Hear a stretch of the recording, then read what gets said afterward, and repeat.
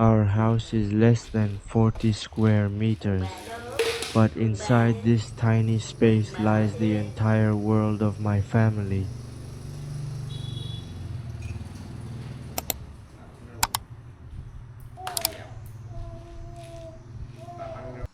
Today is a special day. My wife decided to put her work aside to stay home and look after the baby. In the world of freelancers with precarious incomes, a day off isn't simply a day of relaxation. It means zero income for that day, and the financial pressures of tomorrow will increase a little more. But this morning, looking at the room filled with the laughter of my mother-in-law and our 12-month-old son, my wife and I said to each other, sometimes we have to accept trade-offs. My mother-in-law is old this year. The wrinkles on her face are the marks of a lifetime of hard work raising her children, and now she continues to worry about her grandson. This cool tiled floor is where little Pony learned to crawl and walk, and today it's where he takes his first tentative steps in his grandmother's arms. At 29, when you don't yet have a stable career or significant financial savings, a feeling of insecurity is always present. But standing in the corner of the room, watching three generations sit together, I realized one thing. This 40 square meter house may be cramped in space, but it's sheltering the greatest things in my life.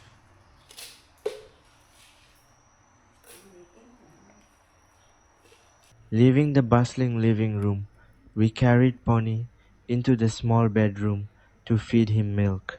The sound of the baby sucking on the bottle echoed steadily in the quiet room.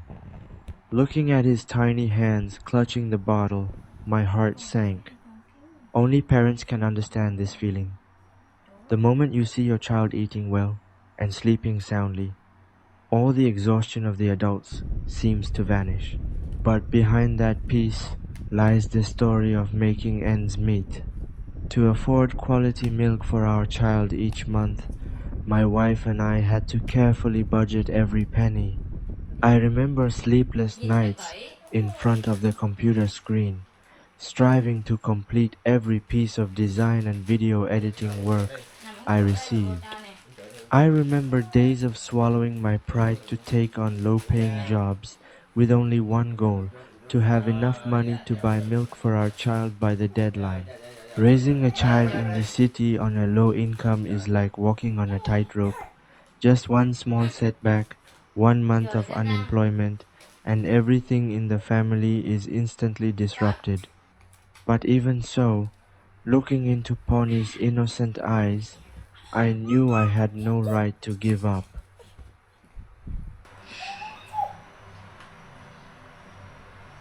But life is rarely peaceful for long. This afternoon, Pony stopped playing. His body was burning up, and incessant crying began. Children's illnesses are always the biggest nightmare for struggling parents. It not only brings pain to the child, but also deals a heavy blow to the parent's mental and financial well-being. Without hesitation, my wife and I rushed our son to a nearby private clinic. In the examination room, the atmosphere was tense. The sound of the doctor tapping the stethoscope, Pony's terrified struggles, all created an invisible pressure. Standing there waiting for the diagnosis, I felt incredibly small. At this moment, all the ambitions of youth, all the grand dreams of the outside world seemed meaningless. The only thing a 29-year-old father like me is praying for right now isn't to make a lot of money, but simply for my child's pain to pass quickly and for the doctor to say, "It's nothing, just teething fever."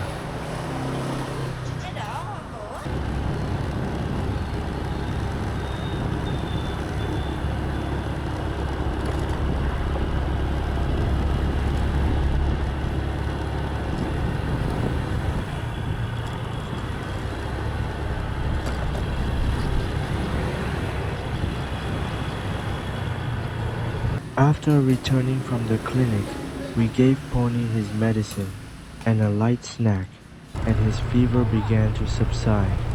He regained his usual good behavior, but his eyes were still vacant from exhaustion. To help him relieve the discomfort of a long day of illness, my wife and I decided to take him to the city beach on our motorbike for some fresh air. Our old motorbike carried our small family through the streets sparkling with lights. As the sound of the waves began to murmur, we were met with a small surprise. The kite festival on the beach wasn't over yet. Against the vast night sky, giant kites in the shapes of various sea creatures were emitting brilliant streaks of light, swaying gently in the wind. Pony looked up at the sky, his eyes wide with surprise, and then his little hands began pointing, letting out excited shouts. Leaving the cramped four walls of our 40 square meter house, leaving the anxieties of the doctor's office, standing before the vastness of the night sea, I took a deep breath. The cool sea breeze seemed to sweep away all the fatigue and worries about making ends meet that had weighed on my wife and me. I looked at my wife. She was smiling at our child. Men mà dính vậy? Men ở đâu có cái kia đâu? Nước à? Ôi, ai cắt. I looked at Pony.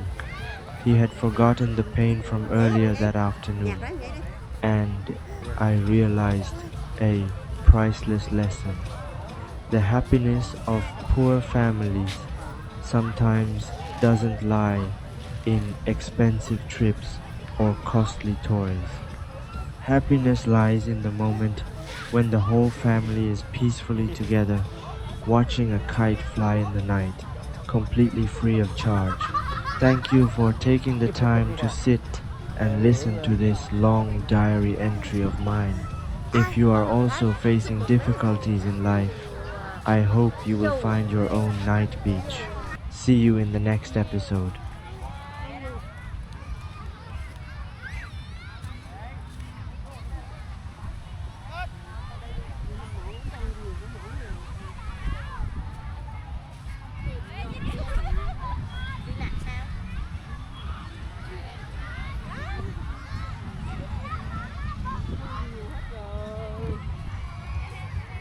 Con gì nhỏ xíu anh à. Con gì xíu.